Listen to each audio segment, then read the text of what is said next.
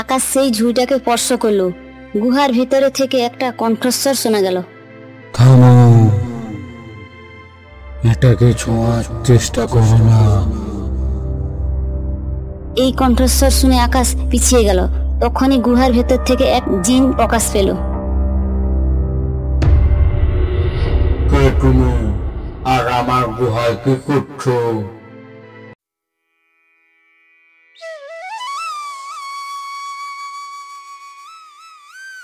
অনেক কাল আগের কথা, শান্তিপুর নামে এক শান্ত ও সুন্দর গ্রাম ছিল। সেই গ্রামে আকাশ নামে এক সৎ ও পরিশ্রমী কাঠুরি বাস করত। সে তার কাজে খুব খুশি ছিল, যদিও তার কাছে তেমন কোনো টাকা ছিল না। আকাশ তার স্ত্রী রেশমা এবং 2 সন্তান নিয়ে এক সুখী পরিবারে বাস করত। সে সাহাবাবুর অধীনে কাঠ কাটার কাজ করত এবং বিনিময়ে যা পেত তা দিয়েই তাদের সংসার চলত। একদিন সকালে আকাশ কাজের জন্য তৈরি হচ্ছিল। রেশমা, আমি কাজে যাচ্ছি, আজ অনেক দেরি হয়ে গেছে, তুমি বাচ্চাদের স্কুলে দিয়ে এসো। হ্যাঁ, আমি দিয়ে আসবো, কিন্তু বাচ্চারা গত 2 দিন ধরে বলছে তাদের স্কুলের শিক্ষক স্কুলের বেতন জমা দিতে বলেছেন। কেন, তুমি গিয়ে দিয়ে এসো না? কি করে দেব? যেটুকু বেতন আনেন তাতে কোনো মতে আমাদের সংসার চলে। এত কম টাকায় আমি বাচ্চাদের স্কুলের বেতন কি করে দেব?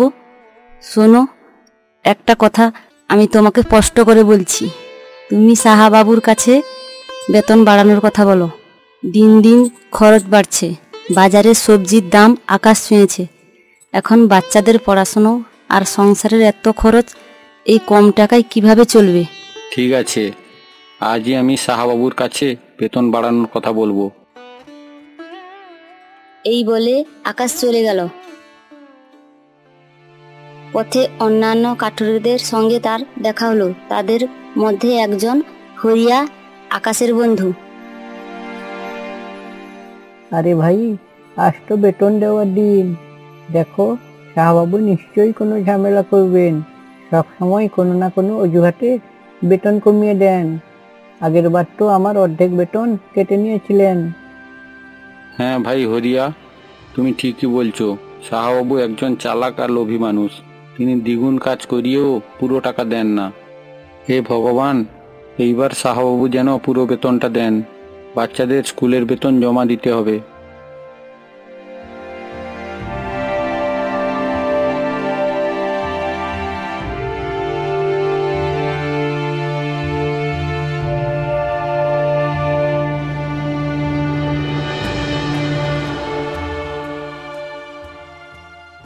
সবাই একসঙ্গে কাজে লেগে পড়ল।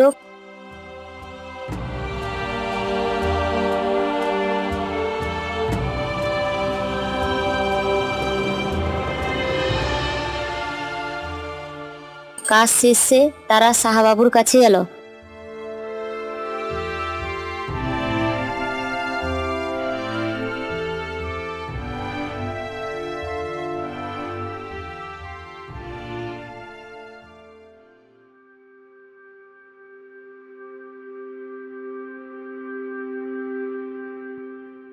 শাহবাবু, মাস শেষ হয়ে গেছে, আমাদের বেতনটা দিয়ে দিন। দেখো ভাই সব, এখন আমার কাছে তোমাদেরকে দেওয়ার মতন কোনো টাকা নেই। সব মাল এখনো গোডাউনে পড়ে আছে। কাল বা পরশুর মধ্যে তোমরা তোমাদের বেতন পেয়ে যাবে। কিন্তু সাহাবাবু, আমাদের হাতে একদম টাকা নেই। ঘরের বাজার করতে হবে, বাচ্চাদের স্কুলের বেতন দিতে হবে। আমি তো বললাম আর 2 দিন অপেক্ষা করো, টাকা পেয়ে যাবে। এখন আমার কাছে টাকা নেই। সবাই হতাশ হয়ে বাড়ি ফিরে এলো।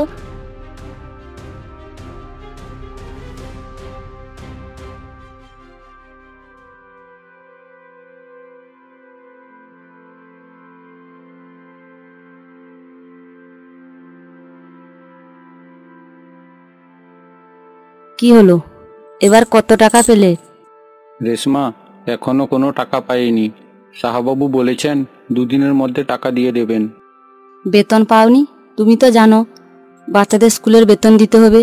শিক্ষক আজ স্পষ্ট করে জানিয়ে দিয়েছেন, কাল যদি বেতন না দেওয়া হয় তবে তারা আর স্কুলে যেতে পারবে না। এখন আমি কি করব? আমি কি করব রেশমা? সাহাবাবু সময় মতো কোনোদিন টাকা দেন না। এখন অপেক্ষা করা ছাড়া আর কোনো আমাদের উপায় নেই। দুদিনের তো ব্যাপার, দেখা যাক।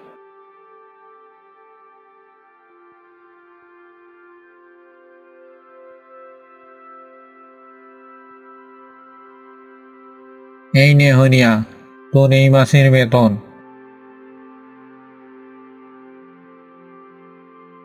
সাহাবাবু, এটা তো মাত্র 2000 টাকা। আমি তো এই মাসে 3000 টাকার কাজ করেছি। দেখ হরিয়া, বেশি হিসাব নিকাশ করিস না। এই 2000 টাকা রাখ, তা না হলে অন্য কোথাও কাজ খুঁজে নে। হরিয়ার সেই টাকা নেওয়ার ছাড়া আর কোনো উপায় ছিল না। সে চুপচাপ টাকা রেখে দিল। এই নে আকাশ, তোর 2500 টাকা। শাহবাবু, 2500 টাকা কেন? আমার তো 3000 টাকা পাও না। আমি তো কোনো ছুটিও নিইনি, আর বিশ্রামও করিনি। আমি তো আমার সব কাজ সময় মতো করেছি। হ্যাঁ, সময় মতো করেছিস, কিন্তু এখন বাজারে কাঠের দাম অনেক কমে গেছে, সেই কারণে তোর বেতনও কম হবে। যখন কাঠের দাম বাড়বে তখন তোর বেতনও বাড়বে। কিন্তু শাহবাবু, 3000 টাকার কথা হয়েছিল। এখন 2500 টাকায় আমি কিভাবে সংসার চালাবো? বাচ্চাদের স্কুলের বেতনও দিতে হবে। এইবার পুরো টাকাটা দিয়ে দিন। 2500 টাকাই পাবি। এখানে কাজ করতে চাইলে কর, না হলে অন্য কোথাও কাজ খুঁজে নে। বেচারা আকাশের সেই টাকা নেওয়া ছাড়া কোনো উপায় ছিল না।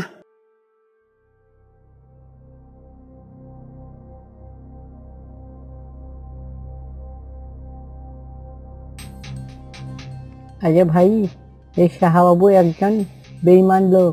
সব টাকা নিজের পকেটে ভরে আর বাহানায় দেয় যে কাঠের দাম কমে গেছে। দেখিস, কোনো একদিন আমাদের এই গরিবের কষ্টের ফল উনি ঠিকই পাবেন। না হরিয়া, এভাবে বলো না। উনি আমাদের অন্নদাতা।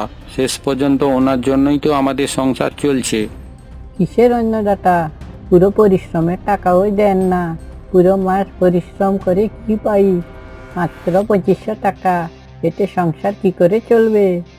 কি করব হরিয়া, কাঠ কাটা ছাড়া আমরা আর কোনো কাজ জানি না। আর অন্য কোনো কাজ শুরু করতে গেলে আমাদের কাছে এত টাকাও নেই। যা হোক, আমাদের এই শাহবাবুর ভরসায় চলতে হবে।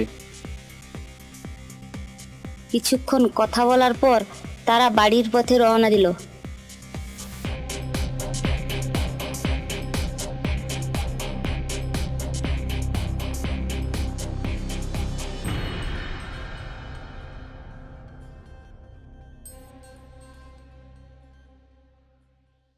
এসেছো? কত টাকা পেলে? রেশমা, এইবার শাহবাবু মাত্র 2500 টাকা দিয়েছেন। মাত্র 2500 টাকা? এতে কিভাবে সংসার চালাবো? বাচ্চাদের স্কুলের বেতন তো 1000 টাকা চলে যাবে। তাহলে বাকি 1500 টাকা কি হবে? এখন কি আর বলবো রেশমা, এই টাকাতেই তোমাকে চালাতে হবে। তুমি সবার আগে বাচ্চাদের স্কুলের বেতনটা দিয়ে দিও, বাকিটা আমি দেখছি। আপনি কি দেখবেন? শাহবাবুর কাছে পুরো টাকা তো চাইতেই পারলেন না। না রেশমা, আমি চেয়েছিলাম, কিন্তু শাহবাবু স্পষ্ট জানিয়ে দিয়েছেন এই টাকা নিতে হলে নাও, না হলে অন্য কোথাও কাজ খুঁজে নিতে পারি। আমি ভাবছি কাঠ কাটার পর অন্য কোনো জায়গায় কাজ খুঁজব। শাহবাবু এখানে কাজ শেষ করে আমি অন্য কোথাও কাজ করব। এতে হয়তো কিছু বাড়তি আয় হবে।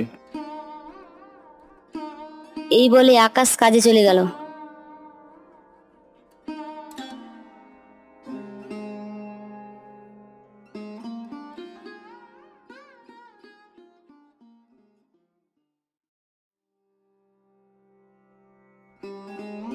পরের দিন শাহবাবুর কাছে কাজ করার পর আকাশ নতুন কাজের খোঁজে বেরিয়ে পড়ল। পুরো গ্রামে কাজ খুঁজতে লাগলো। দোকানে দোকানে গিয়ে কাজ চাইলো, কিন্তু সর্বত্রই সে হতাশ হলো। অবশেষে ক্লান্ত হয়ে আকাশ যখন ফিরল, তখন হঠাৎ তার নজর গুহার মধ্যে রাখা একটি ঝুড়ির দিকে গেল। সে ঝুড়িটার কাছে গেল।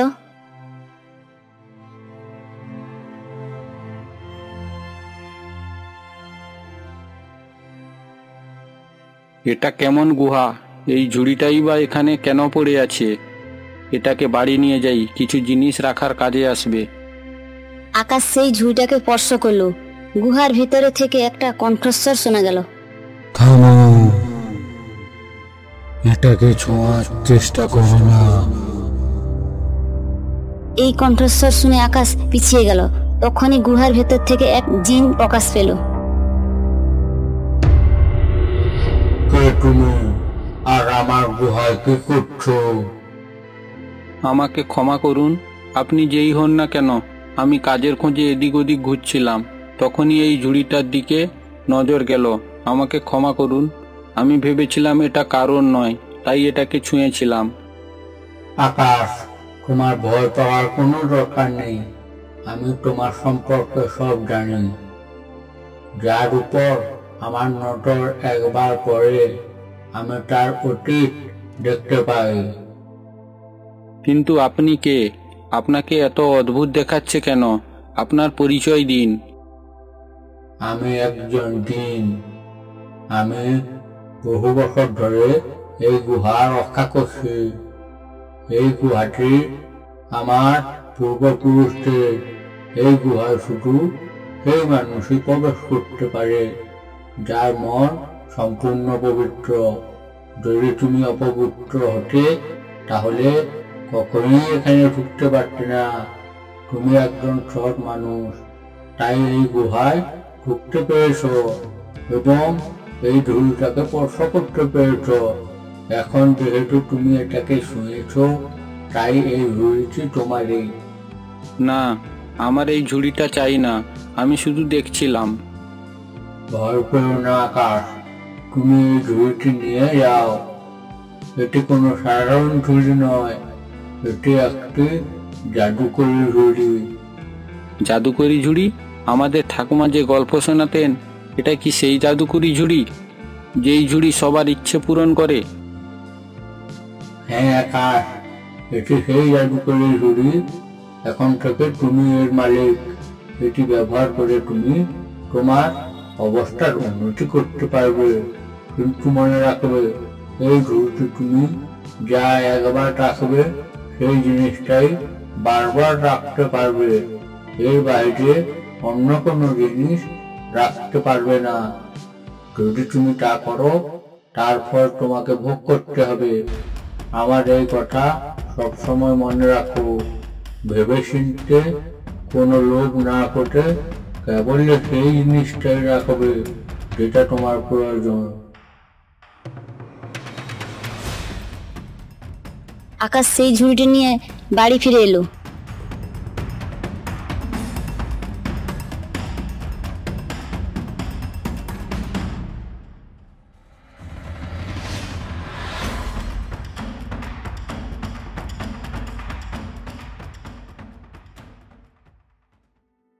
রেশমা, দেখো আমি কি এনেছি।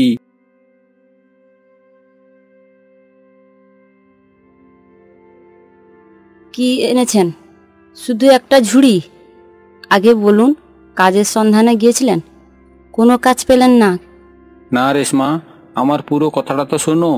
এটা কোনো সাধারণ ঝুড়ি নয়, এটি একটি জাদুকরি ঝুড়ি। আকাশ রেশমাকে তার সাথে ঘটে যাওয়া পুরো ঘটনাটি বলল।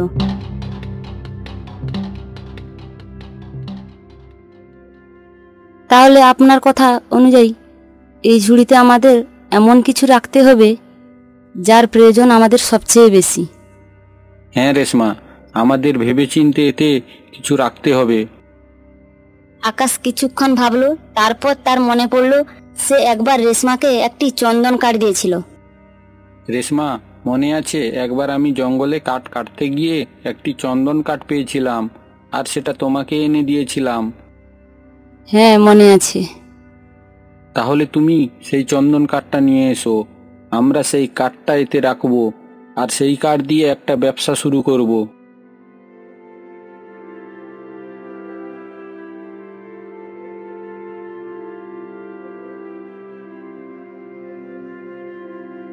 রেশমা সেই চন্দন কাঠটি নিয়ে এলো এবং ঝুড়ির মধ্যে রাখলো। যেই তারা কাঠটা রাখলো, সাথে সাথে অনেকগুলো চন্দন কাঠ বের হয়ে এলো। আরে, এটা তো অলৌকিক ঘটনা। দেখুন কতগুলো চন্দন কাঠ হয়ে গেল। এগুলি বিক্রি করলে অনেক ভালো টাকা পাওয়া যাবে। হ্যাঁ রেশমা, কাল সকালেই আমি এগুলো বাজারে গিয়ে বিক্রি করে আসব, আর যে টাকা পাবো তা দিয়েই মনু আর টুনার স্কুলের বেতন দেব, আর বাকি টাকা জমিয়ে রাখবো।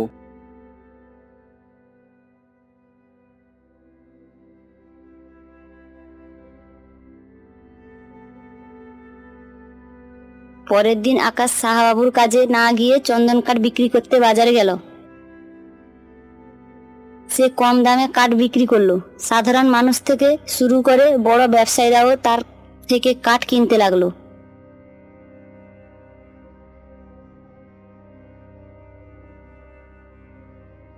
কাঠ বিক্রি করে আকাশ অনেক টাকা পেল। টাকাগুলো নিয়ে সে বাড়িতে ফিরে এলো।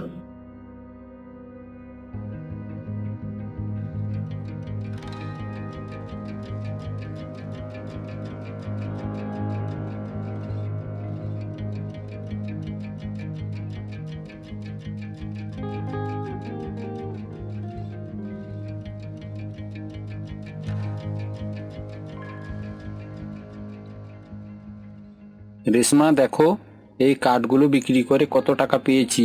এই নাও কিছু টাকা, কাল তুমি এটা দিয়ে বাচ্চাদের স্কুলের বেতন দিয়ে এসো।